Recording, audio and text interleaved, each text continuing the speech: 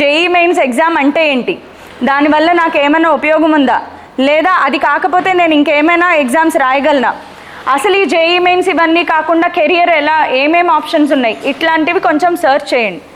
దానిలో నీకు ఒక పాత్ కనిపిస్తుంది, ఆ పాత్లో వెళ్ళిపోండి. అండ్ మీ పేరెంట్స్ చెప్పండి, డాడీ చూడండి నేను ఇది రీసెర్చ్ చేశాను, ఇలా చేస్తానంట, ఫలానా జాబ్స్ వస్తాయంట, లేదా ఫలానా స్టార్టప్స్ పెట్టుకోవచ్చంట, నేను దీని మీద వర్క్ చేస్తాను. ప్రాజెక్ట్స్ బిల్డ్ చేయండి, మీ సీవీకి చాలా హెల్ప్ అవుతుంది. సీవీ తెలుసా, రెజ్యూమే. జాబ్స్కి వెళ్ళేటప్పుడు నీ గురించి డేటా ఇస్తావు కదా, దాన్ని సీవీ లేదా రెజ్యూమే అంటారు. దాంట్లో నువ్వు ఎన్ని ప్రాజెక్ట్స్ చేసావు, ఎన్ని స్టార్టప్స్కి ఐడియాస్ ఇచ్చావు, ఇట్లాంటివన్నీ చాలా అవసరం. ఓకే.